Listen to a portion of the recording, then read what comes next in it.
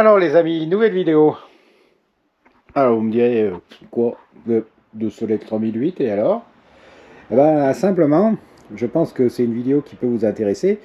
J'ai acheté ces deux Solex 3008 donc roulants, immatriculés, pas de problème. Et bien sûr, pour qu'ils m'appartiennent définitivement, il faut faire un transfert de carte grise. Et à présent, pour faire un transfert de carte grise, il faut bien évidemment, vous en doutez, le contrôle technique à fournir, donc pour pouvoir donc faire le changement de papier. Alors, je pense que ça peut vous intéresser parce que ce qu'on va faire, eh bien, on va regarder comment sont ces deux Solex là à l'origine. Et on va les emmener au contrôle technique pour voir s'il veut bien que l'on filme, ce qu'il demande à voir, ce qu'il contrôle et comment ça passe. Alors, dans une première partie de vidéo, là, eh bien, je vais les regarder un par un. Hein, je vais regarder si ils sont en état de rouler pour moi, hein, en termes de Solex origine. Hein, on touche à rien pour l'instant. Et puis ensuite, donc, on les amènera et on verra comment ça fonctionne, le contrôle technique sur un Solex. Et ce sera bien sûr la même chose pour une mobilette. Voilà, je pense que cette vidéo peut en intéresser plus d'un. Alors, pour ou contre le contrôle technique, bon, moi, vous savez, le contrôle technique est obligatoire, en l'occurrence ici, parce que je change les cartes grises des deux Solex. Pour le reste, chacun voit midi à sa porte. Voilà. Bon, en attendant, sur ces considérations administratives, on va regarder les Solex un par un, ce qui manque pour y aller, hein, au contrôle technique, et ce qu'il faudrait changer éventuellement pour être sûr de passer, bien sûr, sans contre-visite. Alors, ce premier Solex, bon, je l'ai monté, et on va regarder point par point ce qui pourrait clocher pour le contrôle technique. Premier point, est-ce qu'il a une plaque d'IMAT ou pas? Oui, en l'occurrence, elle est là. Est-ce qu'elle est légale ou pas? Moi, je m'en fous, les petites plaques sont autorisées, donc il n'y a pas de souci. Est-ce que le numéro de la plaque correspond à la carte grise? En l'occurrence, c'est le cas. Et est-ce que le moteur a bien son numéro? Donc là, il y a le numéro. Alors, nettoyez un petit peu pour que le contrôleur technique puisse le voir, bien sûr. Si ce numéro correspond bien à la carte grise, et que la carte grise correspond bien au numéro d'immatriculation, ça, c'est le point le plus essentiel, basique, qu'il faut vérifier, parce que c'est ce qui va être contrôlé en premier. Ensuite, visuellement, on regarde le Solex qui ne soit pas dépondu, entre guillemets. Qu'il n'y ait rien qui pendigole, qui soit mal fixé. En l'occurrence, vous voyez, là, tout fonctionne bien. Enfin, tout fonctionne, tout est bien fixé. Il n'y a rien qui bouge, il n'y a rien qui pendigole. La béquille est là. Bon, voilà, c'est un truc qui est sorti de grange, qui roule, mais qui paraît propre. Ensuite, on va regarder l'état des pneumatiques. Alors, s'ils ne sont pas fissurés, craquelés, s'ils n'ont pas 40 ans, en l'occurrence, là, les deux pneus sont corrects. Il faudra les gonfler un petit peu, mais ils sont dans un bel état. Il y a encore les picots, donc ils ne sont pas vieux. Donc là, c'est bon. On va regarder aussi si les roues tournent librement. Alors, ce n'est pas le cas de la roue avant. Le frein, il coince, donc il faudra, bien sûr, vérifier ça. Et à la roue arrière, je l'ai fait tourner également. Il y a un léger frottement. Et puis, on voit que ce frottement entraîne une légère usure sur le pneu, ici. Alors, je pense que ça passe au contrôle technique, ça ne doit pas être un souci, mais par sécurité personnelle, faut mieux que le pneu ne touche rien, parce qu'à force, il va s'user, il peut éclater, donc c'est pas bon non plus pour les dents. Hein. Donc ça, c'est un point essentiel. Après, on regarde les câbles et les gaines, si c'est pas cassé, filoché, en l'occurrence là, c'est neuf. Pareil de l'autre côté, les câbles qui sont apparents ne sont pas effilochés, vous voyez, c'est propre, c'est net, donc là, pas de souci. Si ça l'est pas, moi je vous conseille de les changer parce que ça montre que le Solex n'est pas entretenu tout simplement. Hein. Ensuite, on va vérifier bien sûr le freinage. Donc on vérifiera après à regarder la roue arrière si le freinage arrière marche bien et si le frein, quand on le refait à l'avant, marche bien également. Après, on va mettre en route le moteur pour voir s'il fonctionne. Alors qu'il fonctionne bien ou pas, on s'en fout. L'essentiel, c'est qu'il fonctionne pour pouvoir contrôler l'éclairage avant et l'éclairage arrière, parce que ça aussi, forcément, ils vont regarder. En même temps qu'il fonctionne, on vérifiera s'il n'y a pas l'essence ne coule pas ou s'il n'y a pas des fuites d'essence, parce que bien sûr, s'il y a une fuite d'essence, ça va se voir, et il faut bien sûr contrôler. D'ailleurs, c'est pour votre sécurité aussi. Si ça fuit sur le pot d'échappement, vous pouvez flamber, et les bananes flambées, c'est uniquement bon en dessert. Hein. Voilà. Et le dernier point, bah, c'est les accessoires qui sont obligatoires. Alors les accessoires qui sont obligatoires, c'est un avertisseur, donc il faut que la sonnette marche. Là, c'est pas le cas. Et il faut maintenant aussi, bah, depuis longtemps, il faut un rétroviseur, au moins un rétroviseur de ce côté, donc du côté gauche. Et là, il n'y est pas, donc on va le rajouter. Voilà, et bien si vous voulez bien, on va faire les travaux qu'il y a à faire dans le détail. J'ai tombé la roue arrière. Et ben, vous voyez, ça frotte ici. Vous voyez, il n'y a même plus de peinture, donc c'est pas d'aujourd'hui. Donc on va repousser un petit peu ça pour que la roue ne frotte plus, tout simplement. Hein. Mais ces petits trucs ont une certaine importance parce que au bout d'un moment, c'est pas terrible pour le pneu. Hein. Donc on va réparer ça. Bon voilà, j'ai recentré, repoussé un petit peu le truc le garde-boue qui était en fait un peu pincé. Il est un peu pincé tout simplement parce qu'il est cassé. Vous voyez, il est cassé là, donc il s'est recroquevillé sur lui-même. Et là, il n'y a plus de bruit. Donc impeccable. Et puis surtout, le pneu ne touchera plus. Je vais remettre le câble de frein. Et je vais vérifier si ça freine bien. Pour vérifier si ça freine bien, c'est très simple. La vérification, moi, c'est très simple. Je tire le câble à l'arrière jusqu'à ce que la plaquette frotte, lèche, sans bloquer la roue. Après, je le mets au sol, je freine et j'appuie sur la pédale. Si la roue bouge pas, c'est que vous avez un frein qui suffit largement à l'arrière pour freiner. Et là, c'est impeccable.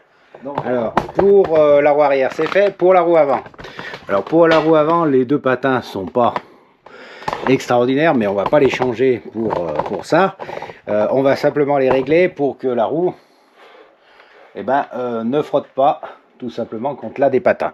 Alors, on va démonter ça, on va régler ça, on va graisser un peu le tout, et je pense que le problème devrait être résolu. En même temps, du coup, on va vérifier et contrôler, régler le frein avant. Voilà, alors j'ai réglé à nouveau tout simplement le frein avant, méthode traditionnelle, vous le trouvez hein, sur les différentes vidéos de la boutique.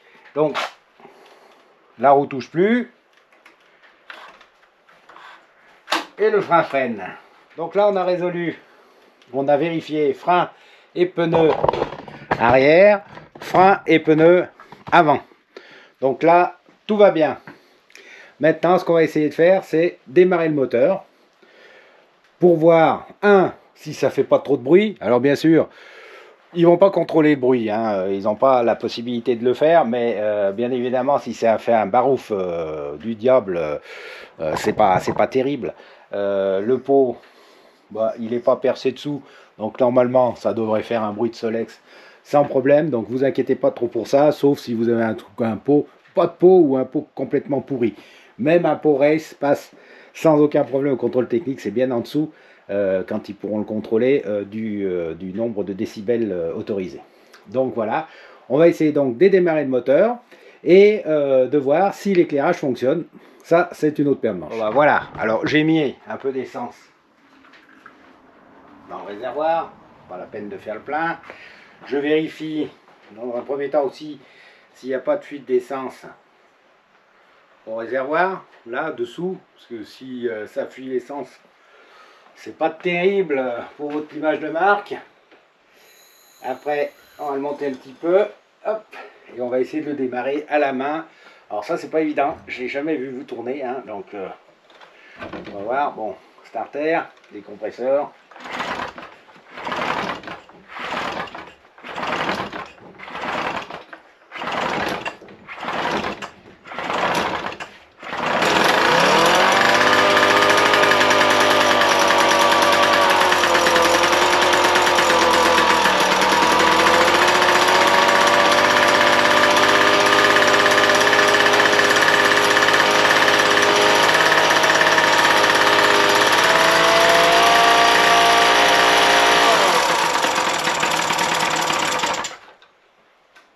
Bon, ben voilà, donc il tourne, il démarre, c'est pas une foudre de guerre, ça c'est sûr, le moteur mériterait d'être un petit peu refait.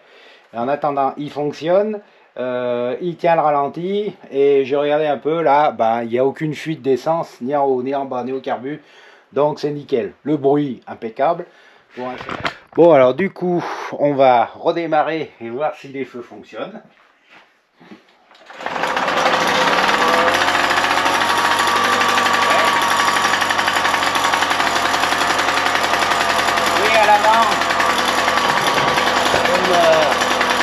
comme à l'arrière. Donc ok.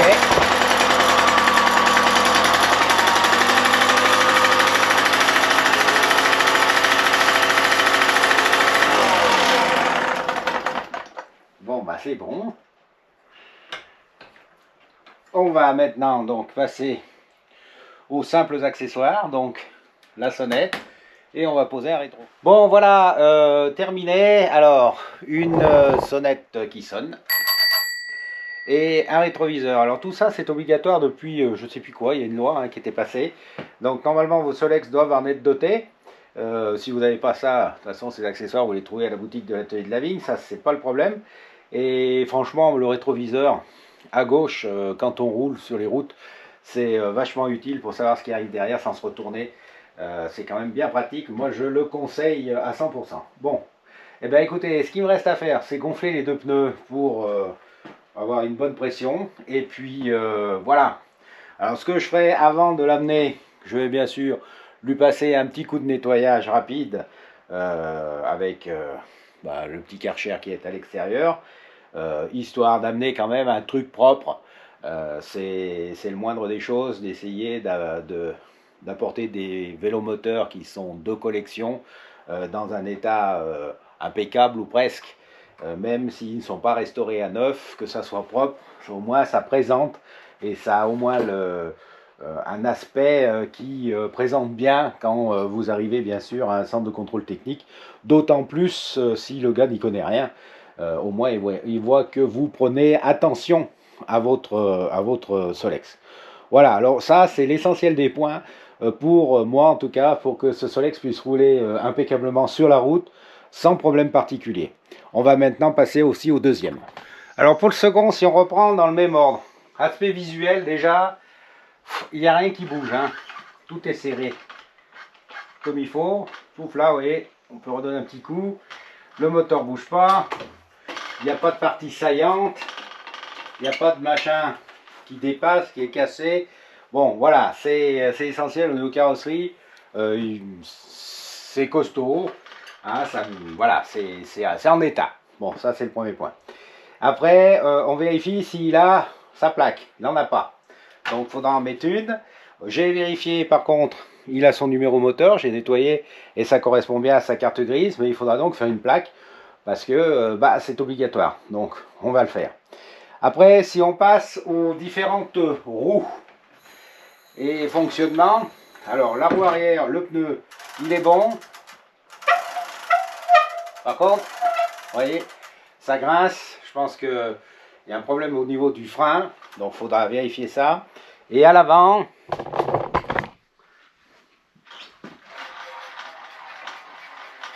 alors à l'avant, la roue n'est pas du tout centrée dans le moteur. Alors pourquoi? Il faudra voir ça. Donc là, ça va pas du tout. Il faut revoir ça. Au niveau du jeu, la roue avant, il n'y a pas de jeu. La direction, il n'y a pas de jeu.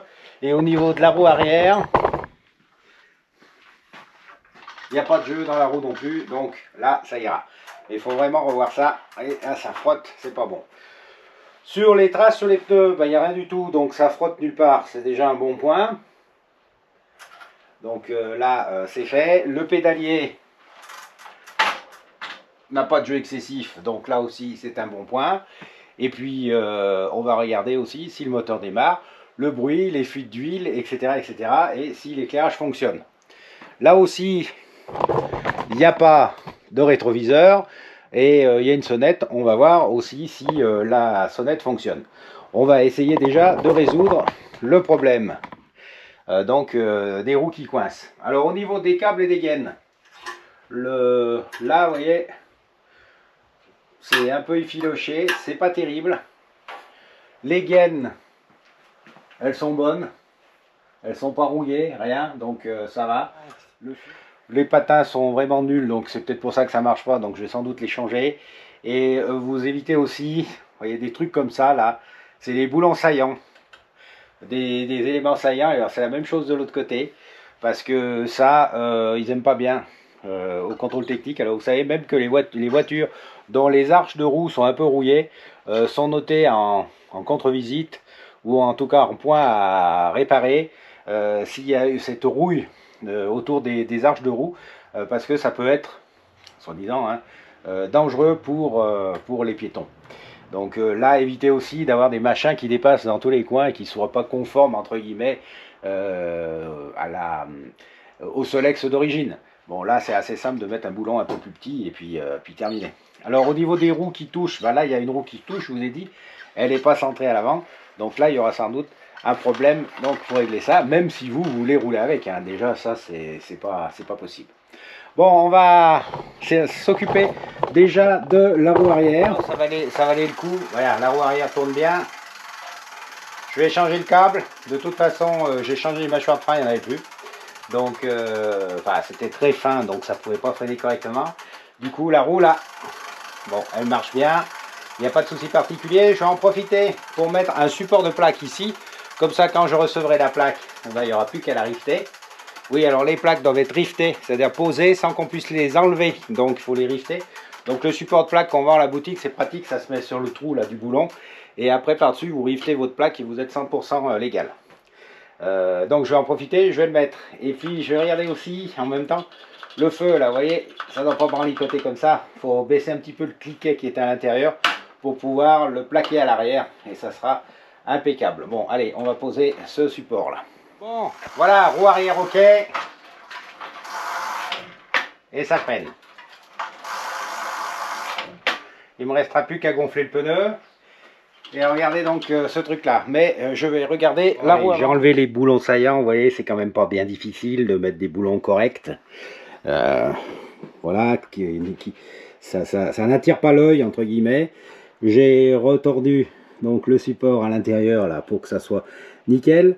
J'ai remis, vous voyez, un boulon tout neuf là-haut parce que le garde-boue ne tenait plus. Donc vous voyez, de temps en temps, c'est quand même pas mal de faire le tour. Parce que si le garde-boue tombe, il se met dans la roue et ça peut vous faire mal. Et puis là, ce que je vais faire, je vais changer les patins de frein. Et bien sûr, détendre tout ça, regraisser tout ça correctement. Alors je graisse avec ça, c'est à la boutique. C'est un spécialiste lubrifiant sec. Qui fait très bien pour les glissières, qui fait très bien pour les freins. Alors bien sûr, vous n'en mettez pas sur les patins. Hein. Bon, bah voilà, hein, ça c'est quand même plus présentable. Et puis après, je mettrai la roue pour voir si elle est bien centrée et pourquoi elle ne serait pas bien centrée. Alors ça serait un autre problème. Bon, ben en attendant, je vais en profiter pour changer, enlever les patins de frein et débloquer un petit peu et graisser tout ça. Alors voilà, j'ai réparé le frein avant. Alors ça a été un peu plus long que prévu parce que j'ai changé la gaine et j'ai changé la glissière parce que ça freinait plus parce que de toute façon là c'était tout bouffé et donc ça ne pouvait pas tenir en tension. Donc j'ai changé bien sûr le câble, les patins, j'ai réglé les patins et donc là pas de souci, ça freine, la roue ne touche plus.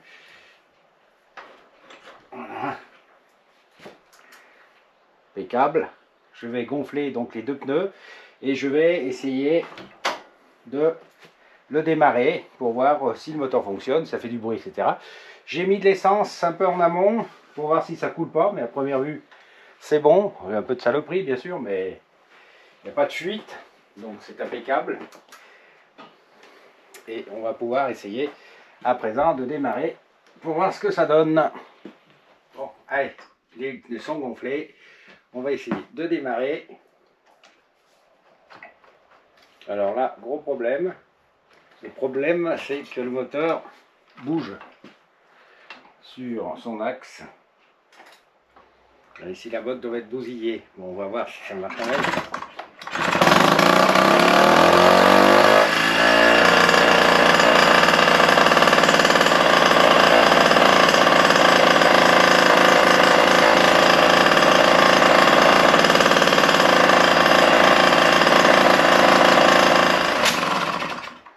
Là, bien évidemment, ça n'ira pas. Vous voyez que le moteur, comme il bouge trop, il est pas du tout sur le pot d'échappement. Il est au-delà de la rotule. Donc, qui dit au-delà de la rotule, dit trop de bruit. Donc, il va falloir malheureusement qu'on règle ce problème pour le contrôle. Parce que ça c'est un moteur qui n'est pas fixe. Alors moteur démonté et remis, en fait c'était le boulon qui tenait les deux cylindres blocs qui étaient complètement dévissés. Et il n'y avait plus l'arrêtoir, vous savez, qui empêche justement à ce boulon de se dévisser. Donc ça bougeait. Là c'est fini, ça ne bouge plus, je l'ai remonté, pas de souci. Par contre, vous l'avez vu, j'ai essayé tout à l'heure, l'éclairage ne fonctionne pas. Donc j'ai regardé la continuité. Jusque là, aucun problème. Pardon. Jusque là, aucun problème. Et après, de là à l'ampoule arrière, ben, il y a problème parce que l'ampoule ne s'éclaire pas. Et l'ampoule est bonne puisque on peut voir qu'avec une pile de 9 volts usée, elle s'éclaire. Donc il y a un problème, le fil doit être arraché ou coupé dans cette partie là. Bon voilà, j'ai réparé le feu arrière, donc j'ai changé le fil, il était coupé hein, dans le garde-boue malheureusement. Donc changer le fil. Et puis ce que j'ai fait aussi, j'ai suivi toute la continuité, donc ça va jusqu'au bout. Quand on met donc une alimentation ici, ça fonctionne à l'arrière. Et là, le machin était juste entortillé autour de la languette là, du capot. Donc on va lui mettre bien sûr une cosse, comme ça évitera que dans le transport, ça se débranche et ça ne marche plus sur place. Donc voilà, ça c'est important. Normalement, les feux vont marcher, mais on va le remettre en route pour vérifier tout ça. Ça, c'est pas un souci. Alors, pour le phare avant, il y a un autre petit souci. Bon, d'abord, il est cassé à l'intérieur. Et puis, comme vous le voyez, c'est un peu comme les phares de voiture, c'est opaque. Hein. Donc, il devrait y avoir critique à ce niveau-là. Et en plus, il est cassé. Donc, on va se faire un plaisir de mettre un phare neuf. Bon, c'est remonté. Je vais essayer de le redémarrer.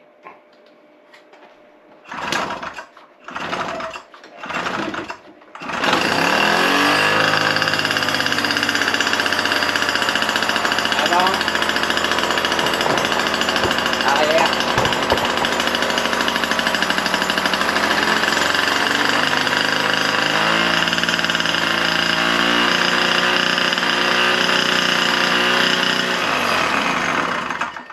Bon, l'éclairage fonctionne, le moteur ne bouge plus, le bruit est très sourd, très faible, pas de souci à ce niveau-là. Par maniaquerie, et puis aussi pour éviter tout problème, vous voyez là le tuyau de retour, il s'est beaucoup raccourci et il est prêt de céder. Donc bien sûr, si ça arrive sur place, bah, vous avez un flot d'essence, donc c'est nul. Alors on va changer ce tuyau à 5 sous là. Pour être sûr de notre coup. Bon bah voilà, j'ai terminé. Rétroviseur, sonnette neuve. Parce que l'autre, les petits trucs à l'intérieur, vous savez, c'est une espèce de clinquant, était tout rouillé, ça casse donc. Pas la peine. Donc sonnette, rétroviseur. J'ai remis le pare-choc. Alors là aussi, c'est un peu comme tout le reste. Il faut que ça soit cohérent. Vous n'avez aucune pièce qui pendigole. Vous n'avez aucune pièce qui vibre, enfin qui bouge excessivement. Le pare-choc c'est pareil, faites en sorte qu'il tienne. Ça aussi, on peut éventuellement vous reprocher d'avoir une pièce qui est susceptible de bouger, donc de tomber et de créer un accident, un incident. Voilà. Bon alors vous voyez, contrairement à l'autre, celui-là, il a exigé plus de travail de préparation. Même si on a été peut-être un peu plus loin que ce qu'on aurait dû, mais bon, personnellement je pense que c'est un minima pour que ce Solex puisse reprendre la route sans risque pour lorsque l'on est dessus. Voilà. Bon, alors évidemment il a fallu refaire une partie du faisceau électrique, les freins avant, les freins arrière. Il a fallu rajouter quelques accessoires, mais je pense que c'est indispensable pour pouvoir, comme je vous l'ai dit, rouler en sécurité. Donc maintenant, eh bien, on va emmener ces deux engins au centre de contrôle technique, avec bien sûr leur carte grise. Enfin, on va emmener ces deux engins. Lorsque j'aurai la plaque de celui-ci, je vais la faire là, et je l'aurai posée. On va emmener ces deux engins, ils seront complets. Et on va voir ce que le contrôleur technique en dit, et si on passe le contrôle technique, ou s'il y a d'autres choses qu'il faut, d'autres points qu'il faut absolument regarder avant de vouloir faire ce contrôle. Bon les amis, les deux Solex sont dans le chapavan et on va donc les emmener au contrôle technique. Voilà. Alors savoir que le monsieur du contrôle technique veut bien qu'on filme, que l'on filme et qu'on enregistre sa conversation entre guillemets, donc pour avoir les points de contrôle, etc., ce qui va, ce qui va pas, mais il ne sera pas filmé en direct. Donc ne vous étonnez pas si vous ne voyez que les Solex et puis une voix, des voix questions-réponses. Voilà.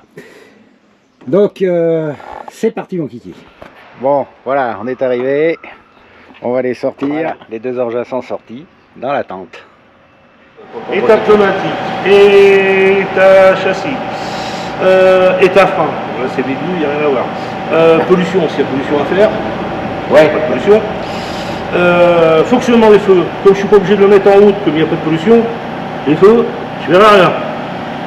Il marche, on vient de le démarrer. Ouais, alors, au cas où, au cas où. Honnêtement, les Solex, ouais. on fait quasiment rien dessus. D'accord. On fait juste une vérification visuelle. Ok. Ben, alors, exercez votre alors, œil. par contre, oui. Là vous allez sur mon BD, parce que le numéro, il est où? Alors, Solex. Le numéro du... La plaque, oui, ça mais... Et ça correspond au numéro du moteur que j'ai nettoyé qui est ici. Ok, c'est ce qu'ils ont mis sur la quadrille, je suppose. Ben, si le travail administratif a été bien fait, oui. On va voir si ça colle. Honnêtement, les moins de 50, cette année, il n'y a pas de point, rien. Ouais. Il n'y a rien. Métrage, oui, ça c'est sûr. L'assise, oui. Et la selle sur... il faudrait qu'elle soit dans l'axe du véhicule, ce serait mieux. C'est ça? Non, parce que là, c'est comme ça. Oh, ça c'est... Voilà, auto-réglable. État des roues. Alors, chose, on ne peut pas faire les pressions, puisque on a des manos prévus pour des valves Schneider. D'accord, c'est du Presta. Hein? Après, on vérifie que ça fonctionne, que ça ne soit pas voilé. Ok. On vérifie quand même le kitchen. Hein? Tous les rayons, sur des tas de rayons tordus, cassés.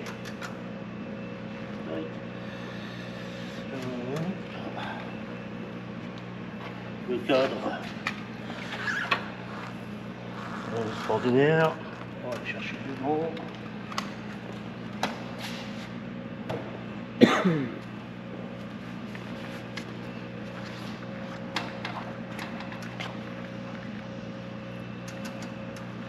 Alors pareil que la roue libre fonctionne.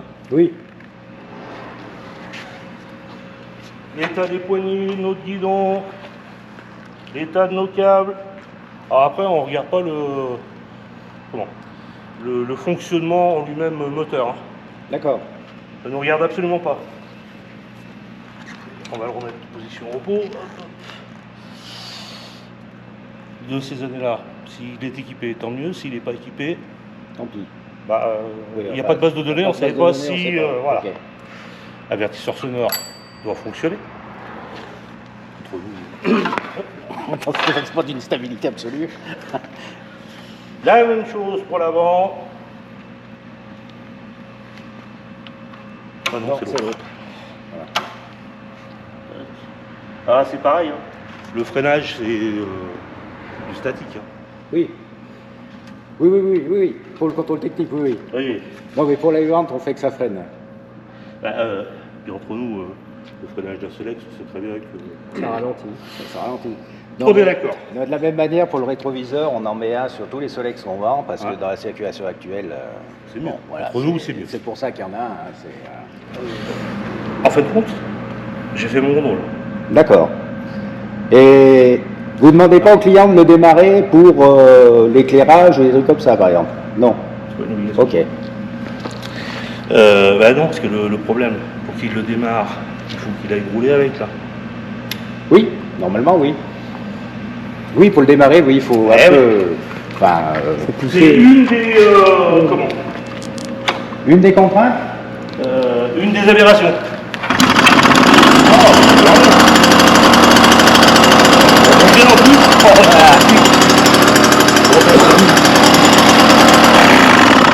C'est les petits réglages atelier de la vigne, il faut que ça marche quand même.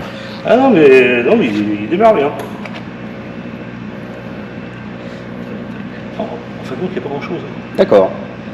À partir de l'année prochaine, sonomètre et accéléromètre. Alors comment ça se passe là par exemple sur... Alors là, il va falloir, parce que pour le moment, il y a un petit flou, hein.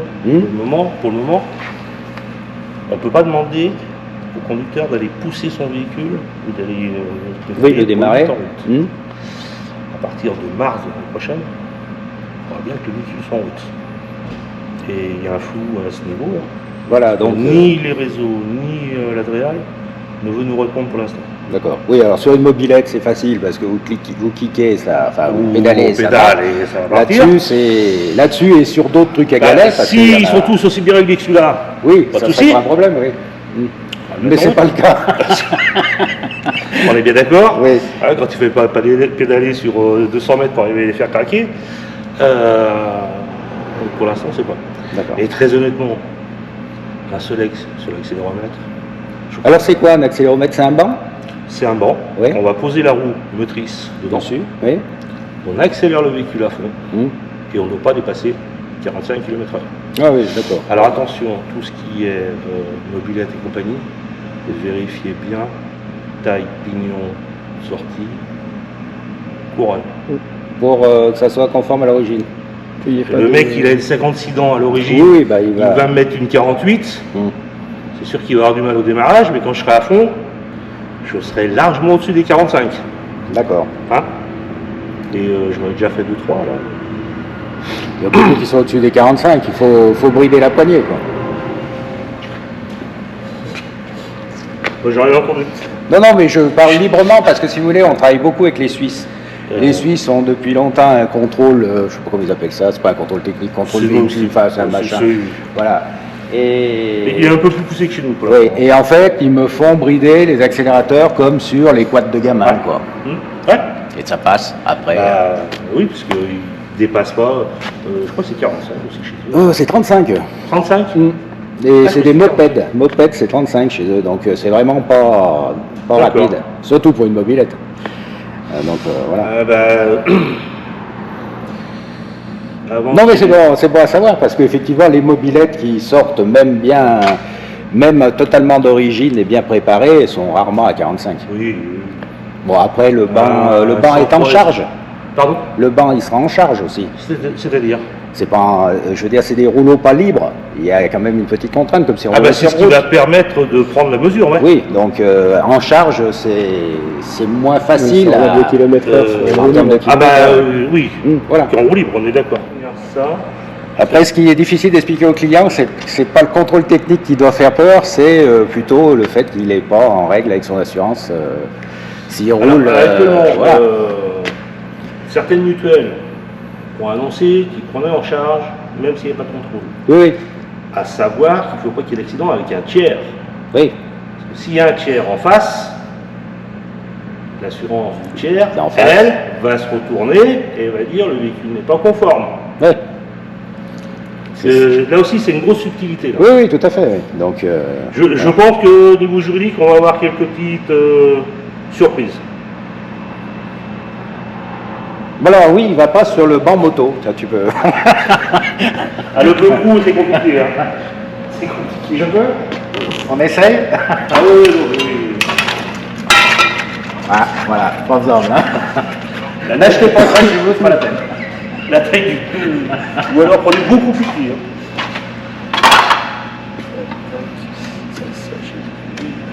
Et en fait, on est après à construire la base de données pour plus tard. Certaines infos que je suis en train de rentrer là, c'est pas pour moi, c'est pas pour le PV que je vais éditer, c'est pour alimenter les bases de données. Ici, là, je suis en train de dire qu'on a des roues à Lyon. Oui, vous agrémentez votre base de données au fur et à mesure que des véhicules passent. En fait, tout est renvoyé à l'ITAC.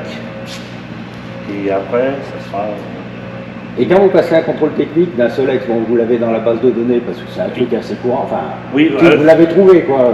Ah ben sur la NTS, on est obligé de le trouver, si on ne trouve pas sur la NTS, il y a un souci. Et si c'est un véhicule qui est roulé en France, qui est assuré en France, qui a une carte grise en France, oui, mais qui n'est pas forcément encore dans votre base de données, ça va passer. Un Mosquito par exemple. Et bien s'il a une carte grise. Et il serait dans votre base de données de toute façon. Ah oui, s'il a une carte grise, oui. Parce qu'il y a plein de trucs assez exotiques. Non, s'il a une carte grise. Zanetti, Mosquito, quelle que soit la marque. Flandria, à Galet, hein, je parle pour Normalement, oui. Normalement, toute carte grise est dans la NTS. D'accord. Normalement. Par contre, on peut avoir un problème avec un véhicule qui n'a jamais navigué. Imaginons celui-ci. Oui. Vous sortez d'une grange. Il faudra le dire avec votre association d'assurance, ouais, sur laquelle je dois avoir la marque, le modèle, le numéro de série, il me semble qu'il manque quelque chose, et l'année. D'accord, pour pouvoir. Et avec ça, je peux faire un contrôle, et après, vous pouvez faire votre carte. Voilà, c'est là aussi que c'est intéressant, parce qu'on trouve encore des véhicules non immatriculés, donc pour la carte grise, il faut et puis la FFVE a dit on s'occupe du VL. Le L, on verra plus tard. Oui, mais... Alors, ça y est, on est de retour. Donc, les deux Solex sont passés. Alors, vous voyez, on a les petites affaires. Contrôle technique du premier Solex. Vierge. Waouh. Et contrôle technique du deuxième Solex.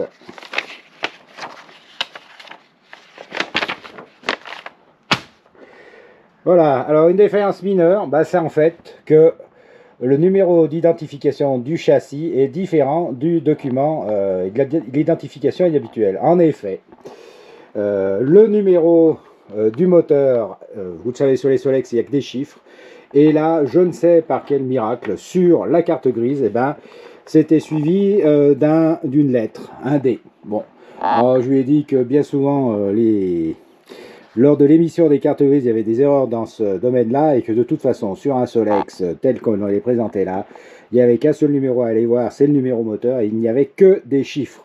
Bon, mais bien sûr, vous le savez, il y a toujours une obligation de marquer ce qui ne va pas. Et en l'occurrence, vous voyez, là, normalement, ce qu'il faudrait faire, c'est repartir auprès de la NTS pour refaire faire la carte grise avec la suppression de ce D. Autant vous dire que c'est reparti pour 6 mois, alors on va laisser cette défaillance mineure qui n'est pas du tout grave pour rouler en tout cas, ou pour faire immatriculer bien sûr le véhicule, puisque bien sûr ça continuera avec le D, vous voyez, là, voilà, le numéro il a un D à la fin. Bon. Voilà, donc les deux Solex sont donc vierges, et donc vierges de défaut au contrôle technique. Donc on a fait un bon boulot au départ. Donc on s'est expliqué un peu, vous avez un peu la vidéo précédente hein, sur ce qu'il y avait à faire, pas faire. On a même été un peu plus loin que ce qu'on demande au contrôle technique. Mais franchement, vu la vidéo au départ, en tout cas, je pense que c'est le minimum à faire avant de se balancer sur la route. Faut au moins à minima que ça freine, que ça roule bien, que les pneus soient en bon état, voilà. Donc je pense pas avoir été trop loin dans mon pré-contrôle technique, même si administrativement, bah, y a des choses qu'ils ne peuvent pas faire et que moi j'avais contrôlé et modifié. Bon les amis, ben voilà, nos deux Solex ont passé haut la main leur premier contrôle technique. Bon, c'est vrai que c'était assez visuel quand même sur un Solex, donc bon voilà, je pense que le pré-contrôle technique qu'on a fait a dû être plus efficace pour rouler sur la route en toute sécurité que le vrai.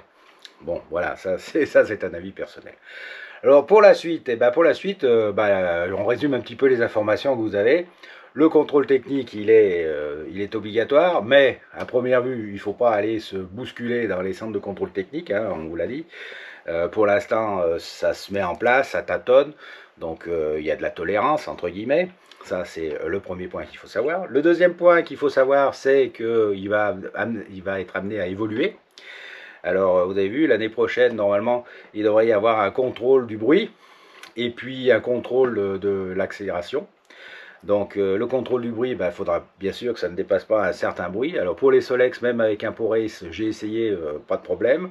Pour les mobs, échappement libre, évidemment, il va y avoir un problème. Donc je pense qu'il faudrait penser à... oui, évidemment, je pense que avoir une petite cartouche remplie de laine de roche, c'est peut-être pas si mal si on veut être clean à ce niveau-là. Voilà, puis de toute façon... c'est pas parce qu'un brélon fait beaucoup de bruit qu'il avance fort, hein. Donc ça c'est un point à savoir. L'accéléromètre, il faudra donc que nos cyclos ne dépassent pas le 45 km/h. Pour les Solex, il n'y a pas de problème particulier. Sur les moteurs un petit peu plus poussés, il n'y a pas de souci non plus parce on peut brider ça soit à la poignée, soit au gicleur. Donc aucun problème. Sur les mobylettes, ça sera la même chose. On va regarder ce qu'on peut faire de pratique sur la poignée, sur le carburateur pour que ça bride la mobylette à 45 km/h. Voilà, ça ne va pas être un souci particulier non plus, il ne faut pas s'affoler là-dessus, quoi. D'ailleurs, chez nos amis suisses, que je salue les abonnés et puis tous ceux qui suivent la chaîne en Suisse, j'ai des clients suisses qui m'amènent leur cyclo donc ici à réparer, puis après ils vont passer leur contrôle technique à eux, ça s'appelle pas comme ça, mais ça revient au même. Et il faut, je crois, qu'ils ne dépassent pas les 25 km/h pour que ça soit dans la catégorie moped. D'ailleurs, si je me trompe ou si c'est autre chose, je leur demande de bien vouloir écrire dans les commentaires ce qu'il en est réellement. Et je sais que j'ai bridé à la poignée, au gicleur, certains de leurs cyclos pour qu'ils passent leur contrôle technique. Bon, après, ce qu'ils font, hein, tout le monde est grand, majeur et vacciné et assume ses responsabilités. Ça, c'est plus de notre ressort. Voilà, alors après, le contrôle technique en lui-même, il coûte quand même ici 55 €. Ailleurs, j'ai entendu dire qu'il était plus cher, 75 €, j'ai même entendu. Donc c'est vrai que c'est assez cher pour ce que c'est, très honnêtement. Ici, on m'a assuré que ce prix tenait déjà en compte le fait qu'ils allaient investir dans tout ce qui est bruit, accéléromètre. Donc le prix ne bougera pas l'année prochaine. Bon, on ira voir si c'est vrai. Donc ça à savoir. Et puis du fait de son obligation, alors oui, le contrôle technique est obligatoire, bien qu'il ne faut pas se précipiter, hein, on vous l'a dit également. Il est obligatoire, en tout cas dans le cas qui nous intéresse aujourd'hui, c'est l'achat-vente de véhicules, puisque la NTS qui assure, le changement de carte grise, le demande. Donc on est obligé de le fournir, sinon on n'a pas la carte grise ou on ne peut pas changer de propriétaire. Donc ça, on est obligé d'y passer. De la même façon, si vous récupérez un cyclo dans une grange qui n'est pas immatriculée, il faut un contrôle technique pour faire la procédure d'immatriculation. On ne peut pas y couper non plus. Alors ça peut être un contrôle technique non roulant, comme ça existe hein, sur les voitures. Donc là, on est obligé de faire un contrôle technique, puisque sinon, pas de papier. Pour le reste des cas, alors moi je ne vais pas vous donner particulièrement mon avis, je ne suis pas influenceur ou quoi que ce soit, hein. Je donne juste quelques chiffres. C'est vrai que c'est un collectionneur à 100-150 cyclos, à 50 € le bout, ça fait quand même entre 5000 et 7500 € de budget contrôle technique tous les 3 ans, c'est quand même une somme. Donc à réfléchir effectivement à ce niveau-là, voilà, je vous en dis pas plus.